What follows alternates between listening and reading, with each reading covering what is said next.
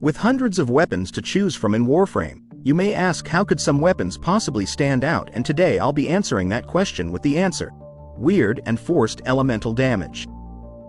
To start this video, I will quickly go over the basic fundamentals of elemental modding with two examples to set the baseline of how this stuff even works and why these weapons break those conventions and stand out.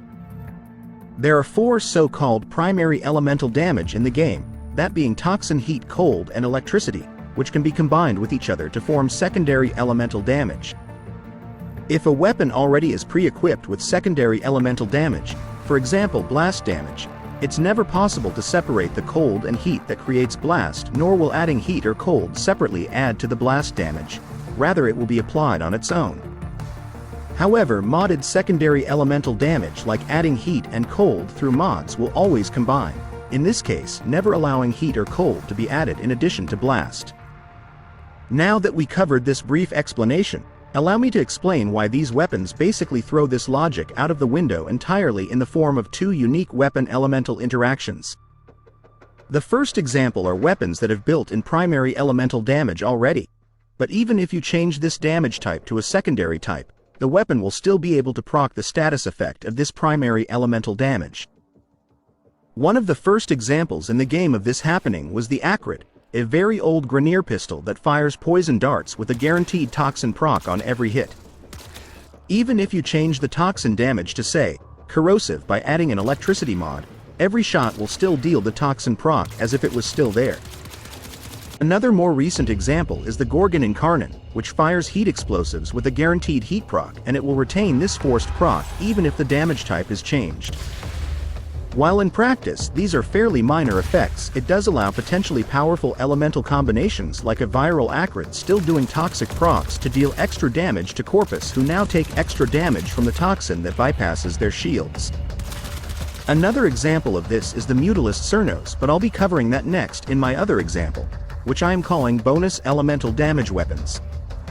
Bonus elemental damage weapons come in two forms: weapons with non-elemental attacks with a forced or bonus elemental attack, and weapons that have two different primary elementals in the same weapon. My first example is the Mutalist Cernos, and this is where stuff really starts getting interesting.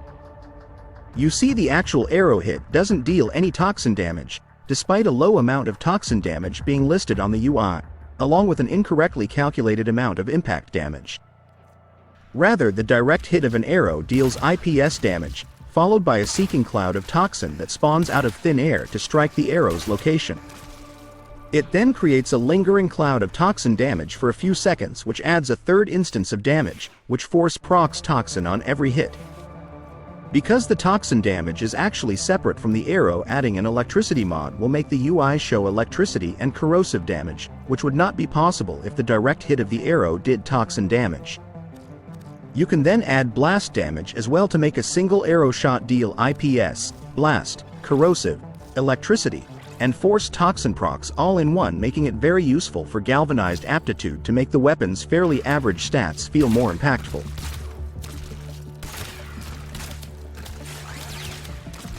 An example of a bonus elemental damage weapon with two primary elements is the Shedu, a sentient arm cannon that uses recharging batteries instead of ammunition and comes with two different elements: heat damage on direct hits with the projectile, followed by an electric damage AoE. This allows for weird elemental combinations normally not possible, like blast magnetic by simply adding cold, or gas corrosive by adding toxin damage. While this weapon has no forced elemental procs, it can still do weird combinations of elements that allow it to either perform better across more factions, or assist in specific factions by targeting a weakness like Overguard without directly modding for magnetic damage.